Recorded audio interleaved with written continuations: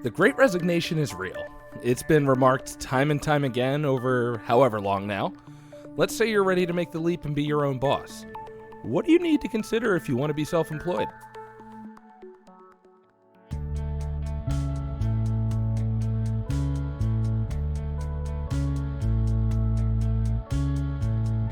Maintaining a work-life balance keeps getting harder, but it doesn't have to. This is The Big Balance, a podcast for anyone struggling to stay ahead or even just keep up with work, life, and everything in between. Join us each week for practical advice you can actually apply to get a little sanity back in your day.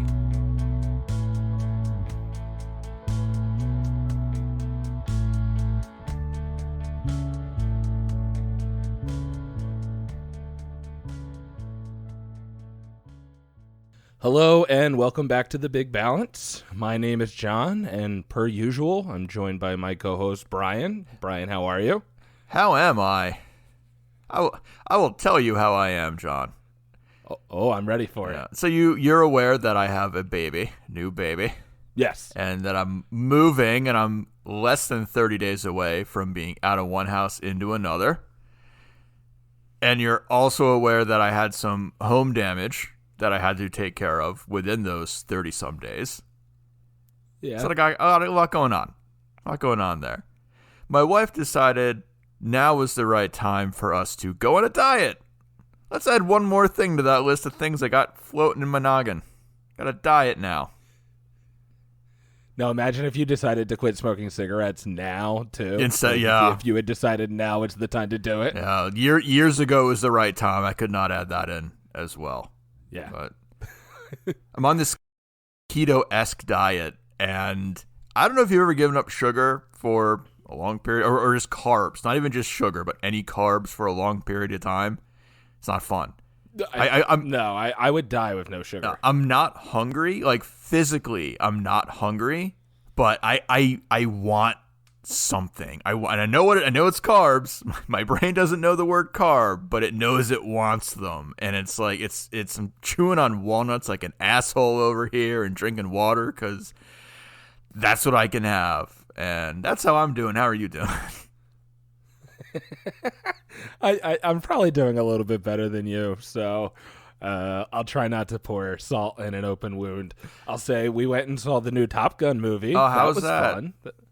We enjoyed it. It was a lot of fun, and Rachel has been kind of on like an 80s kick now, and she's actually, as we're recording this, rewatching the first Top Gun. Oh. So it's like our third time watching it in the last 2 weeks because we watched it in preparation, and now she just wants to rewatch it. Hulu's got the whole, speaking of 80s, Hulu's got the whole Alien franchise up to and including Alien vs. Predator and also Prometheus, if you want to go down that rabbit hole. I was a fan. I was watching the whole thing. I would. I was just thinking about the first Alien today, and I was like, wow, man, what a great movie. Yeah. So, yeah.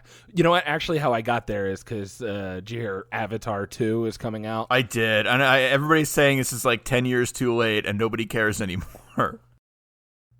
I mean, but, like, Avatar, the first one, is still, I think, the highest grossing movie of all time, which to me just blows my mind. It's okay. It's the Fern Gully meets The Last Samurai meets what was the other movie? I can't think of it. I'm thinking like The Last Airbender. I don't know. It's people. Okay, visually fine. You know, it's got a lot of great stuff going on.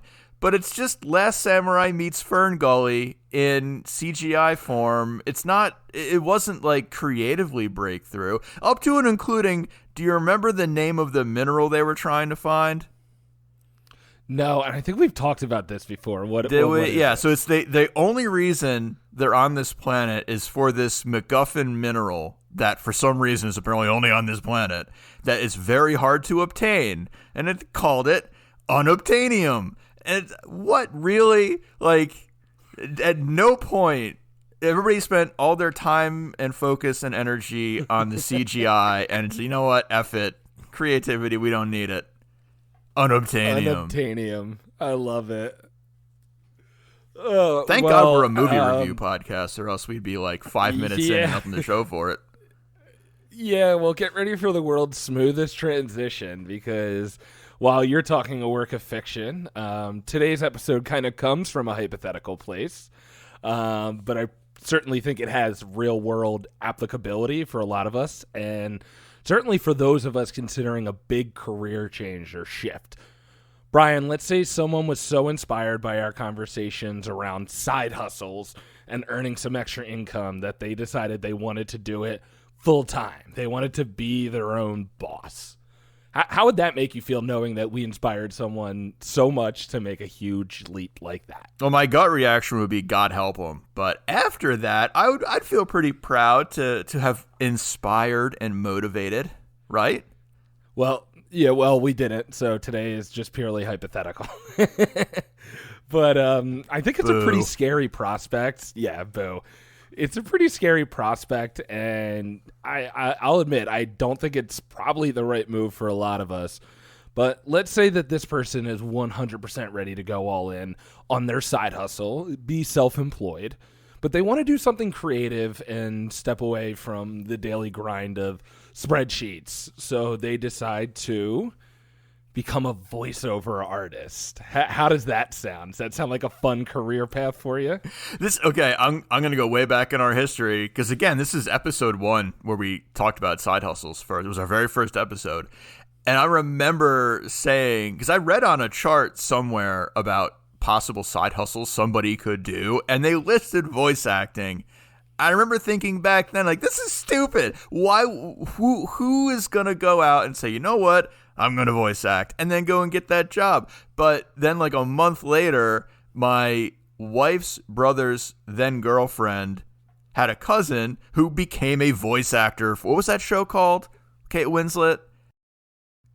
Yeah, she became a voiceover actress for that show. So clearly I was wrong, and it is a viable side gig to do. Which, that inspired me, and I thought that it would be a fun exercise. So I think for today's purposes, at least for the first half of the episode, we're going to talk about what I think is probably the easiest barrier to entry for most of us, and that would be creating a Fiverr account or one of those type of work for hire platforms. So I think for today's episode, if you wouldn't mind, Brian, be my guide and my spirit guide and my business advisor and help me revise my plans for becoming our aforementioned self-employed voiceover artist. So if you'd be so kind, I'd love some feedback on my business plans, my goals, and my vision. Are you up for the challenge? Well, that's half the problem is I will not be so kind because I am surly and curmudgeonly from having no carbs. So this of all weeks was the wrong week for you to want to do this topic because I'm going to be a jerk about it. Even better. So let's take this crazy trip.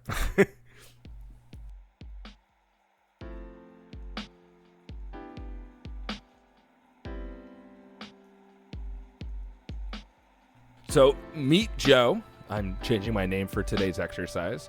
Our protagonist. You put so little thought episode. into that fake name, by the way. Of all the names, you'd be like, this is Rodrigo, or this is Sven, or something with character, and you went with Joe. I think it adds to the mystique. It's like the first letter's the same even. It's like you couldn't even break from the first letter. No, or second letter. First two letters. I did it.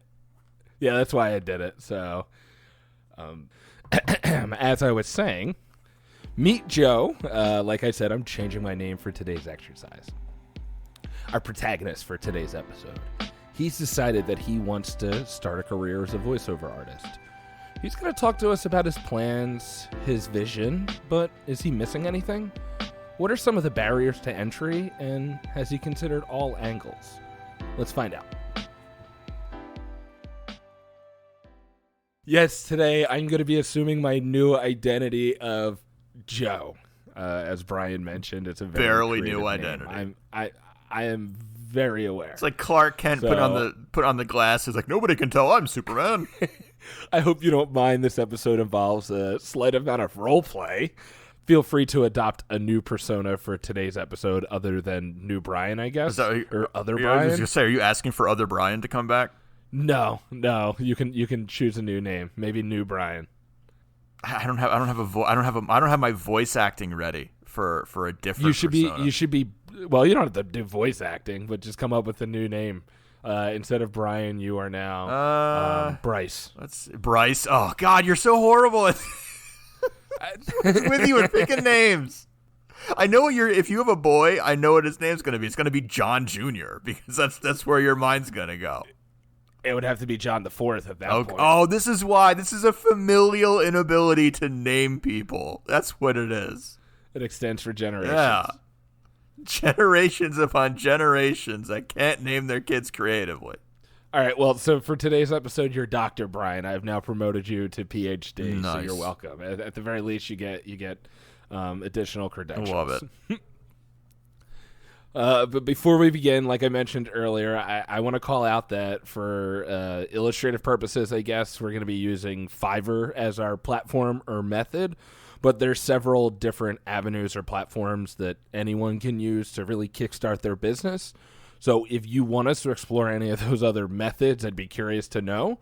At least with Fiverr, in my limited research, I've learned that there are different statuses or tiers for sellers. Oh, I didn't even know that. Different perks or options. Yeah, so they become available as you reach different levels. So for some of us with big or grandiose ideas for our new business or service offering, this is interesting because we need to pump the brakes. And that's actually the first thing that I wanted to bring up and ask for your advice, Brian. So let's just dive right into it. But I wanted to call that out first, and you're going to see that I may have another disclaimer later on. I'm not super familiar with the platform, so forgive me. But initially, my idea was to combine a few different passions of Joe. Joe loves music, he loves writing, and he is now exploring the art of voice acting. Voice acting. Yes. So I thought, me, Joe, maybe I can differentiate myself a little bit from the competition by offering more than just voiceover work, but offer kind of additional add-ons. Like creative baby naming? Maybe. Exactly. Yes. I will name your baby for you. Are you going to name the baby Joe? Yeah, of course. All babies are now named Joe. There you go. But what I was thinking is some maybe additional maybe script writing or something or supervision, or I'll create background music or royalty free music for you, or at least provide that aspect of it for you to maybe go out and just buy a Commons free license or something like that. But based on my Fiverr profile, I may have to wait to offer these additional add-ons. So I guess the first question is am I diving into the deep end too quickly by doing that? And is that a good thing that Fiverr does that? So I have mixed feelings on that. The first thing I would say, and I know we're talking about Fiverr, I keep saying fiber in my mind, like we're talking about Comcast. So I know Fiverr works this way. A lot of other platforms, either for content creators or otherwise, work in a similar way where they kind of take care of some stuff in the back end and you just do your thing. I think there's good sides to that. I think there's bad sides to that. The good side of that is it's very easy to hit the ground running, right? All you need to do is have your passion and go. The problem is they take a pretty large cut for that service, right? So when we talk about an alternative to Fiverr, I would say not using Fiverr, using just you're starting something up from scratch yourself. So when you ask, do I have a good plan? I guess my question would be, let's go back to the words you use, passion, right? He has passion for the voiceover work. He has passion for the copywriting element. He has all these passions involved. My question to Joe, how much consideration have you given to the things you're not passionate about that go into starting a business? Well, I think that's a really good point, and I want you to table that for just a little bit, because what you're getting into is really the pros and cons of using a platform like this, and I think that's something that Joe hasn't even considered yet. So I think before we even kind of jump ahead, I mean, the first concern that Joe or that I had was really kind of the concern around scalability. You know, what if I'm getting multiple orders or gigs in a given week, and I'm now on the hook for several different products? So you're basically, you've never swam before, and you're worried if you get in the pool now, you're going to break off Michael Phelps's records. basically, is what you're saying. Yeah. Oh, okay. Yeah, exactly. So, yeah. but I think like the idea being it's that I can't be too ambitious, at least when I'm starting out. So the idea of Fiverr kind of doing a lot of that legwork for me is something that is appealing. And I think maybe even in its current iteration, maybe my plan is a little ambitious. Right now I have a couple things on the list that I want to offer, copywriting, marketing and advertising, consulting, something like that. I want to write jingles. But I think before I can even go any further, I think I need to take a step back and think, do I have the right vision? What is my objective and what is my mission? Even my why statement for that matter. Yeah. And I guess the question is it too late to be asking myself those questions if I'm already making my Fiverr profile? I mean, I don't think it's ever too late to rationalize what your vision really is, right? And I think, have I given the streetcar, not streetcar. What's the little food cart, street food cart story before here? It's ringing a bell, but I always love your analogies. Yeah, so I'm having so much trouble thinking. But I feel like I'm probably disjointed because I got no sugar. I got low blood sugar, you have no baby blood sugar. brain too. Yeah. So I forget where I originally heard this, but there was a guy traveling around the world, kind of gaining insights from his journey. And he was talking about how a lot of people in the U.S. have these grand visions about opening up a restaurant and how high the failure rate of a restaurant is. It's a risky game to get in, and you have to be passionate about it, but it's a risk. And when he was going to these other countries and he saw a guy, just a small little food cart, and how that small little food cart was very successful. It didn't have a big menu. It had a very small, very limited menu because he was physically size limited in what he could offer. But he was good. He made money. He expanded, got a bigger cart, got multiple carts. And eventually you can make enough money doing that you can open that larger business. And it's less of a risk because you have an established brand, you have an established name, and you have a little bit of cash behind you now. Does that make sense? I think that's honestly the best advice that Joe could take right now, because Fiverr is almost forcing my hand at this point. And by looking at it that way, you always need to remember it's a marathon, not a sprint. Yeah. So by forcing myself to kind of take it one piece at a time and really, hone my craft there, I think that is an important aspect that maybe I was jumping in too quickly and maybe I wasn't considering all of the, kind of nuance to doing it right. Yeah, I would think so. Yeah, and I think one big thing that I'm really, kind of considering here, or I'm under the assumption that I'm actually going to get clients. So if you go on Fiverr right now, there is pages upon pages of people trying to do the exact same thing that I want to do. And I have to start asking myself, do I even have the chops to pull this off? Who knows? But, I'm going to give it a go anyway. And that's kind of the mentality you need to have. But you can't assume that you are going to be, inundated with requests on day one. That's just kind of overly wishful thinking. This is where that question comes in. It's not hard to know what you're passionate about, right? It's what caused Joe to look into voice acting. What's harder is to think about all the crucial things that are involved with running a successful business that you're not passionate about. And I have a very easy example from this show. Me and you started this show. Me and a guy named John started a podcast. Joe, let me tell you about it. Because we wanted this platform. We enjoy talking and being heard.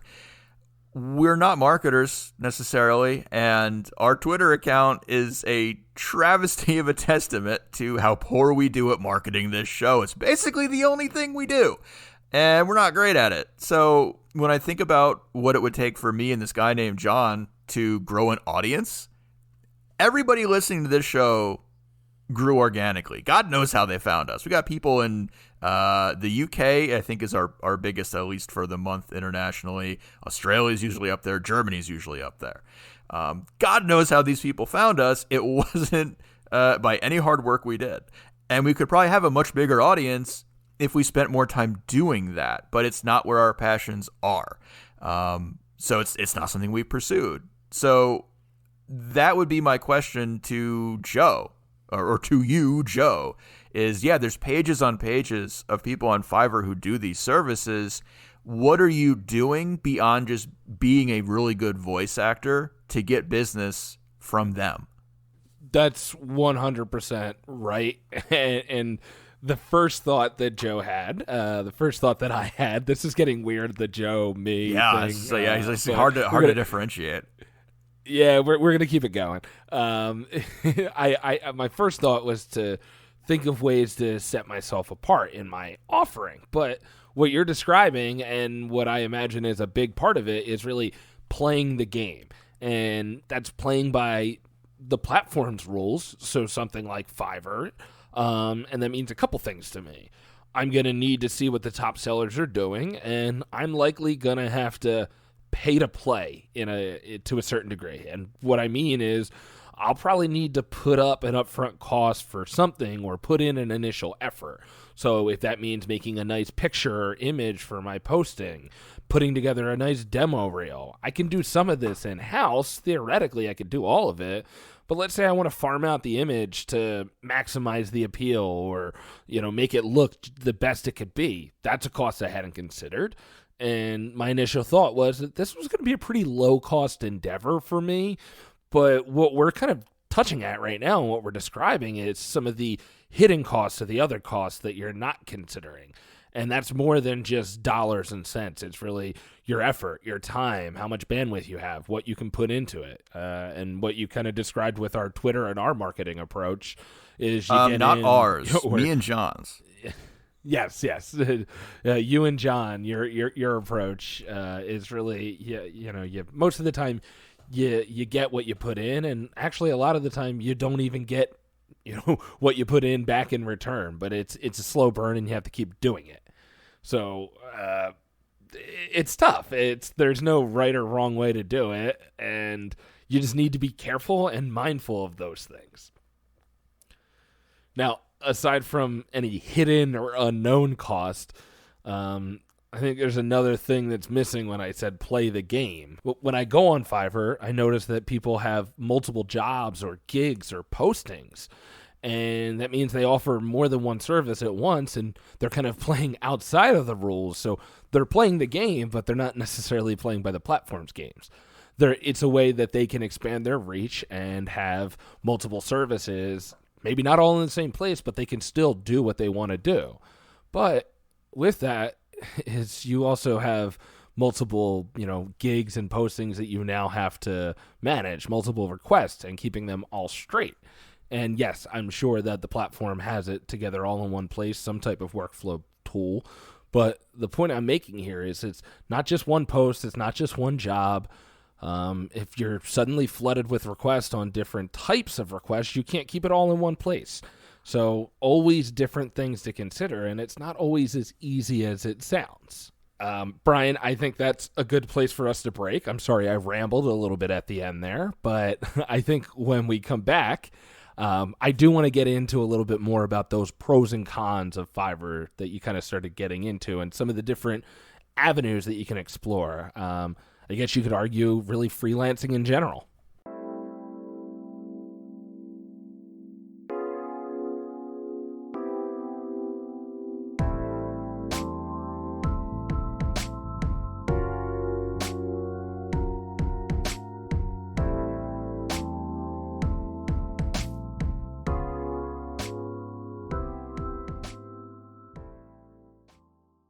All right.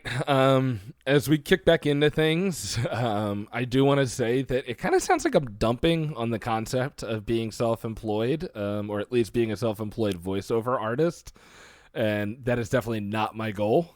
I'm aiming to try and call out all of the different considerations. So if you do decide to take the leap into something similar to what we're describing, you're prepared because, hell, I think being a voiceover artist would be pretty cool. I think it'd be sick. Brian, do you think Joe is up for the task? I hope Joe is. And one quick note I'll also make, because I feel like a lot of people who are looking for side hustles are looking to scratch that creative itch. Yeah, we're talking about voice acting here, but I think John/Joe, I don't know if you agree that this kind of applies to really any creative endeavor that you'd want to start a side hustle for. So I think it is pretty applicable more widely. You are 100% right. Almost kind of like another example we can give would be like an Etsy too, right? So you could replace my voiceover work, Joe's voiceover work, with someone who makes like custom blankets or quilts.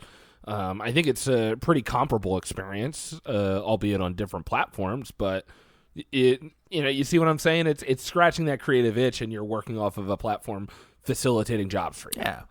Yeah. No, well, glad we're on the same page. But I think when we left off, I mentioned that we're going to be kind of tackling those pros and cons of freelancing, Fiverr, kind of really that all-encompassing. I mentioned earlier I really don't have a whole lot of experience on the site. So my quote experience is going to be based off of some testimony that I've read. And I shouldn't say it's necessarily based on firsthand experience on my part, but I hope it's pretty representative of what I've read and what I've heard. So for exercise purposes, I think it'll get the job done. And like I said, I feel like this has been the episode of disclaimers. So that's number 3 if you're keeping count at home. Little ding right there. Ding. So I think really we've been flirting with this idea of being self-employed and working off of the platform. And to me, it seems like it's a no-brainer for somebody who just wants a little taste of that, or, kind of a side hustle without having to sink thousands of dollars and hours into it. So I guess the question I have is it a viable option as my main source of income? And that's kind of a huge, kind of loaded question there, but do we think that you can earn enough on just that alone to where it's like, this is now supporting me and my family? So I'm going to say probably yes and no, but I want to couch that in one quick note first. All right. Anything you say for or against, somebody can say anecdotally, well, so-and-so succeeded in doing it. You say it's hard to do or impossible, and they did it, so where's your mind at? When somebody makes a 1 in a million shot, there's a focus on that one shot, and everybody forgets the 999,999 that failed, right? So everything I say on this topic is it's not just that 1 in a million that makes it that we care about here. It's all million, including that 999,999 that don't, right? So in that frame of reference, I would say, is it possible to make your living on a platform like Fiverr doing this? I'm sure it is. I'm sure some people do. I'm sure the vast, vast majority, those that would want to and are putting all their heart into it, don't. Yeah. What do you think is a figure for you or really anybody to be earning in a month off of that platform to say that's enough for me? Now, obviously, that's going to vary from person to person, but if we're just going to throw out kind of a general number. Oh, God. Does $3,000 a month, does that do it for you? Is that like where I could say, all right, I'm earning enough off of Fiverr to where I'm now, making the majority of my money off of this platform? For a lot of people, I would think maybe. I think that the relative nature of what you just said is the more important part, right? It's how much am I making at my day job? And I'm saying this and I'm going to immediately counter myself, all right? How much you make at your day job roughly translates in this capitalist society of what you're worth. And no, I don't believe that. People are worth more than their paycheck. Your life is more than the job you work. Cynical. I know. I don't mean it to be cynical, but when we're talking about dollars and cents and making a living, the yardstick we're going to use is dollars, right? So your working worth is how much you can get paid, making the most, getting the most pay you can for whatever job pays the most, right? So if I'm making, just call it a flat $100 or $100,000 a year, all right, that's roughly $50 an hour. So I need to be able to make $50 an hour doing whatever else, all else equal. Now, I'm not going to go down this rabbit hole because I know this is where you were trying to go with the episode, but do I need $100,000 a year? Well, if I'm used to a certain lifestyle that I have $100,000 worth of bills, yes. If I'm interested in following this passion, come hell or high water, and I'm willing to make sacrifices, cut down on going to see Top Gun 10 times in the theaters, get that money back, then yeah, you can survive on less and, kind of work your life around the means that you have from this passion project. But again, that's a rabbit hole we're not going to necessarily go down right now. How much are you making today, and can you replace it? No, but bingo. I think that's a good point to make, because what we're describing right now, and Joe is supremely passionate about this, but is following your passion. So I guess a greater question, or more philosophical question to counter your question of your worth, is how much is your passion worth to you? So with all of that in mind, that kind of big framing element there, I wanted to look at kind of the pros and cons. So just have it be understood that we're kind of looking at this to where we're following a passion. We're not doing this because it's going to be 100% the most lucrative option that we can take. So kind of, tongue in cheek, just kind of say, you're doing this because this is a passion that you've always wanted to explore, and now's the time that you're doing it. So for me, I guess this is kind of a big one. It's the one-stop shop for me as a creator if I'm looking at kind of the pros, right?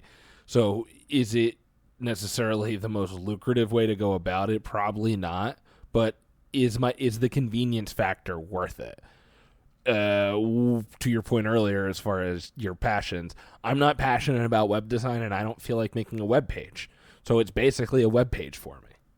It's gonna also find the business for me. So really those kind of 2-3 things, however you look at it, are going to be the big ticket items for me, to where it's like I don't have to do a lot of that legwork that comes along with running my own business or being my own keeper, I guess, in this sense, to where it's I submit to the almighty Fiverr.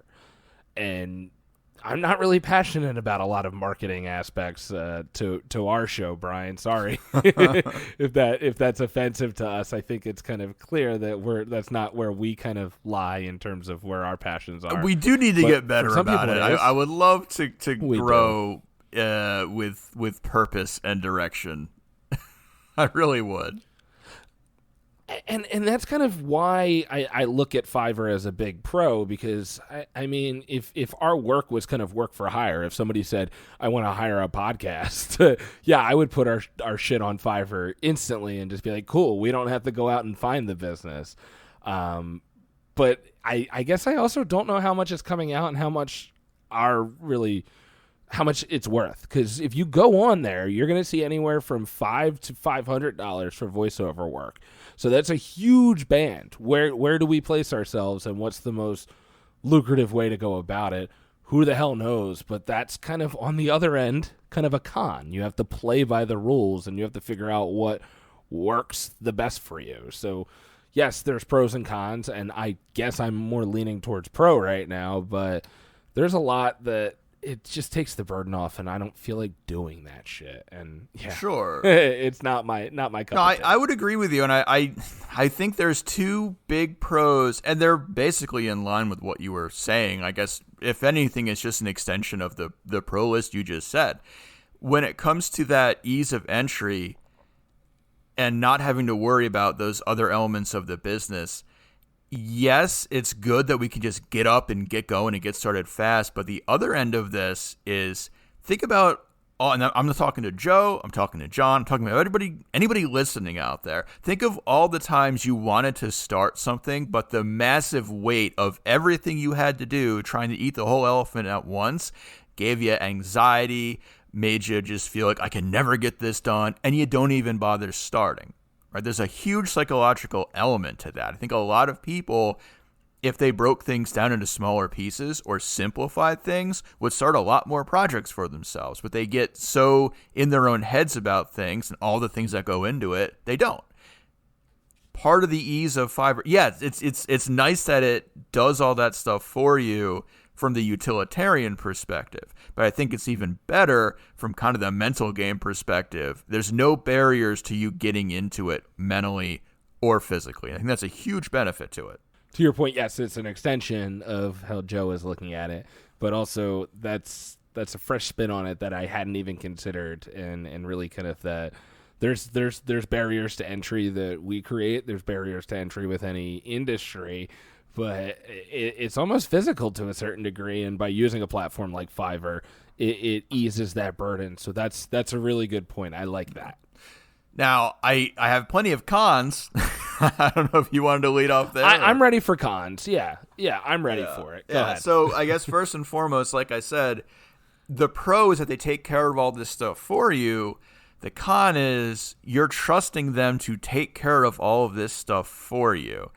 And call me a bit jaded because I just hired a cleaning company to do something for me, and they busted a pipe in my house and caused a waterfall. Caused a ton of damage. So I'm a little bit gun shy about hiring third parties. But I think it's I think it's always the case though, where think about the CEO of Fiverr, right? Get a good mental image in your head. All right. On a scale of 1 to 10, how many shits does he give about Joe's voiceover career? Right?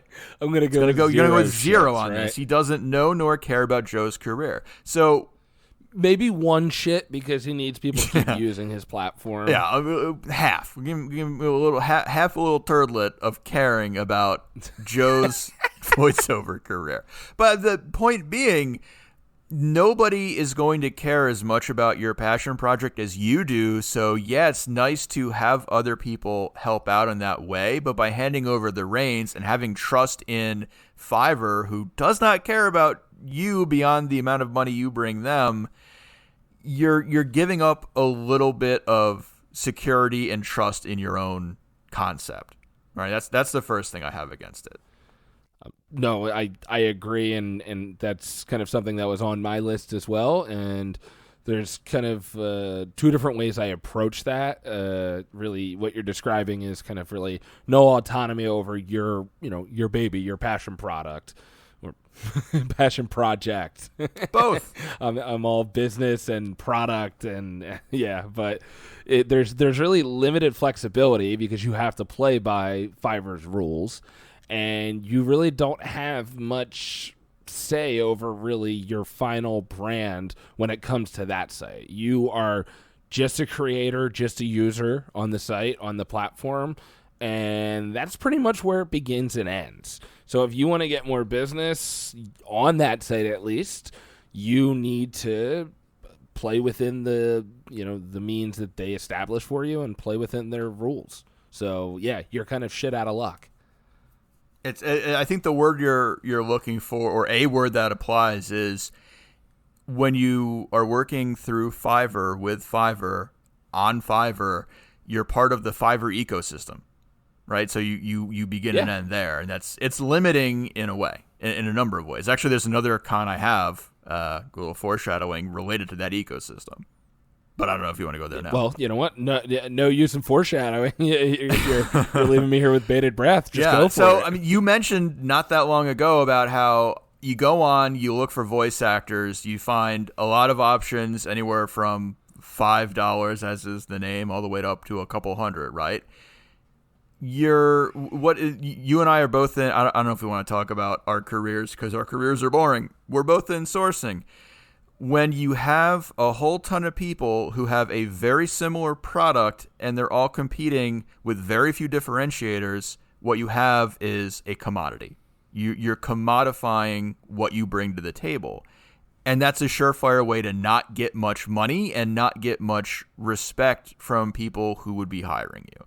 So the other negative I see to being in that Fiverr ecosystem is that you're necessarily commodifying what it is you bring to the table. And I can give a very easy example of that. Going back to the whole idea of photography, which the first time we talked about gigs was something that I said I might have some interest in because it's a passion hobby for me. There's a whole ton of people out there with cameras. right? Everybody has a camera. Everybody has a smartphone that takes very capable camera, everybody has a smartphone that takes very capable pictures. With that many people in the market, a lot of people who try to start a photography business struggle with the fact that there's so much commodity angst when it comes to their output. Those that are veterans in the field, those who are seasoned professionals, know I don't need to worry about those million people, the million momtographers who bought their first camera when their kid came along to take to the soccer games, somehow coming and steal my business, because that's not my market, right? But to get out of that market means going above and beyond that marketplace, and Fiverr doesn't let you do that. You're in that ecosystem, so you're always going to be that commodity player.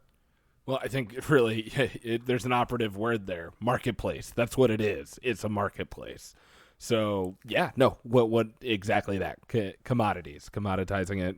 It's the perfect way to put it. So yes, in agreement there. And Joe is very concerned about that, especially considering it's an extremely oversaturated market on Fiverr. Apparently, something he hadn't considered.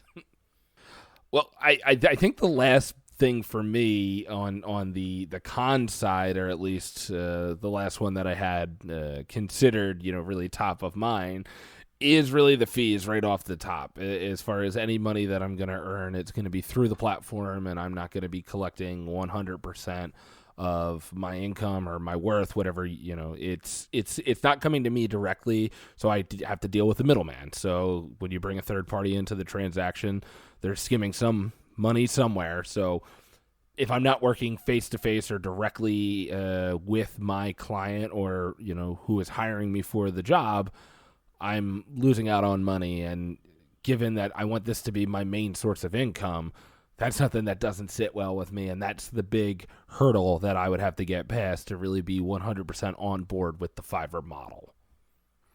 Now let me ask you this though. Have you ever heard the phrase "burn the bridge behind you" when it comes to kind of making a decision and sticking with it?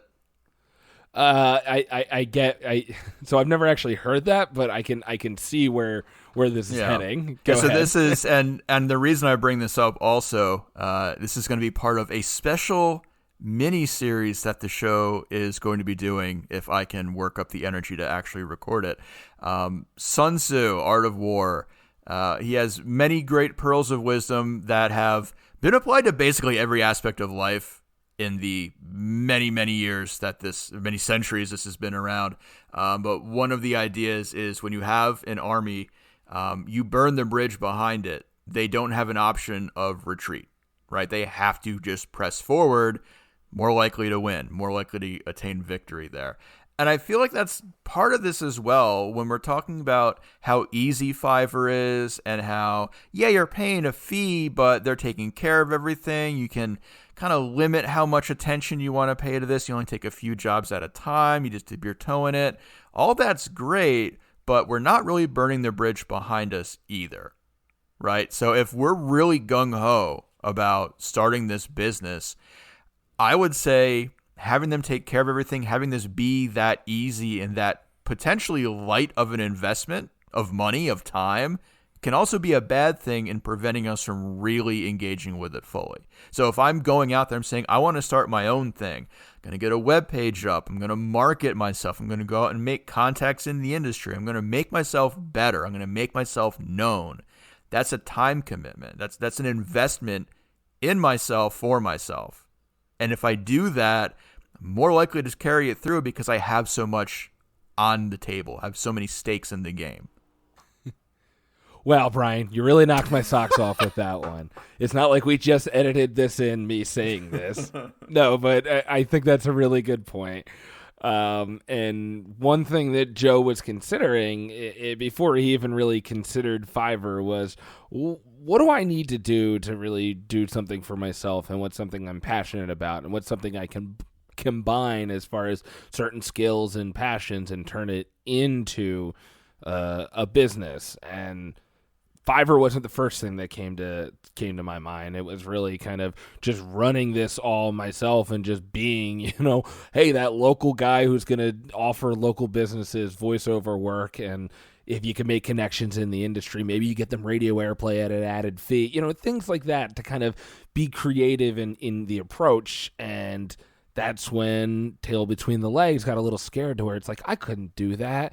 But to your point about burning all of the bridges behind you, you know what, if you really just dove in and said, I'm going to start my own kind of multimedia company to offer advertising and marketing, materials for local and small businesses, when you put it that way, it doesn't sound as far-fetched an idea as I'm going to be a voiceover guy for local businesses. It's all about how you frame it. And basically the art of war is one extreme, whereas I guess I'm taking a more positive angle and saying, just position yourself to be confident and always believe that you can do it. I'm going to boil everything I said in the last 20 minutes into a single time-tested idiom, phrase, turn of phrase. Nothing ventured, nothing gained. That's the Cliff's Notes of everything I just said. And it's the Cliff's Notes of what you just said as well. Have a plan, put thought into it, but nothing ventured, nothing gained. You have to take that leap if you want to pursue it professionally.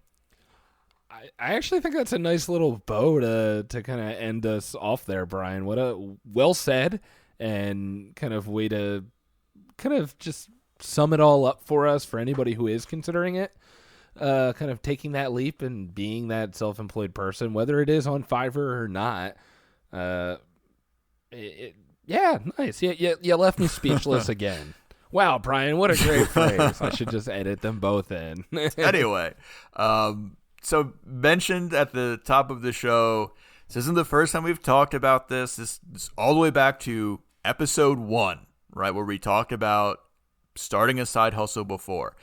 And there's been a counterpoint to that episode that we've never gone back to, and I've always kind of felt bad about it. And so I want to use this time to kind of mea culpa, make amends with that counterpoint that I've never aired before.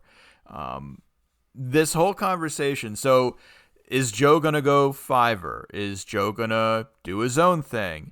Is he going to dip a toe in the water? Is he going to burn the bridge behind him? There's a lot of directional questions that we've asked and hopefully kind of shed some light on some potential answers. But the one direction that we didn't really think about is, does Joe really need to monetize this? Right? I feel like there's this, I don't want to call it perverse tendency, but there's definitely this American tendency to say, I like something brings me joy, how can I monetize it?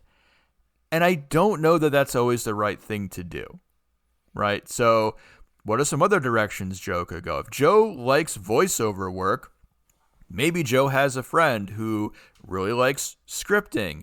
Maybe Joe and this friend have another friend who like animating. Maybe Joe and friends could start their own web series, right? Not necessarily a big moneymaker or game changer, but a creative pursuit that could get that creative itch scratched and still be a passion project. Do we have to go the direction of monetizing a hobby just because we feel like it's the right thing to do? And I feel like that very first episode, we kind of pushed that a little bit, and I don't know that that was the right thing for us to even do. Well, I can tell you Joe hates his job, and that's why he wants to monetize it. No, that's fair. No, I totally get that. It's just the last thing I would want is to say, because you love something, it should be monetized, so you end up hating it, just like you hate your day job right now. That's fair. Yes. No. And yeah, I obviously only kidding there. That's a good point and well said, because as somebody who does have a passion that they have really no intention of monetizing, I guess more because of self-imposed limitations, for as one, barrier. But yeah, I have no visions or grandiose ideas of turning my music into my main source of income, unless for whatever reason a great deal came across my my desk, and for whatever reason I can't say no. But to your point about the the animator, the animation, the web series, I think that's a great idea, and it's a good way to scratch a creative itch. But I guess to a certain point, as a creative, there's always a small part of you that's just like, man, if I could just do this as my, as a living, as my main source of income, I would have it made. It's like the burning question in the back of your mind, could I make it? No, I get that. I totally do. That's fair. Well, I thought this was a fun exercise. Joe has a lot to consider. And to kind of put any rumors to bed or just so nobody gets the wrong idea. I have no intention, me, John, not Joe, have no intention of quitting their job to become a voiceover artist. I thought it was just a fun exercise. Although I think I could do it. I believe in you. Now we're on the I fade believe out. in you, Joe. We're on the fade out right now. You're listening to The Big Balance with your hosts, Brian and John. I feel like every time we do like the fake voiceover work, though, you always chicken out and don't commit fully. Well, it's because I never know.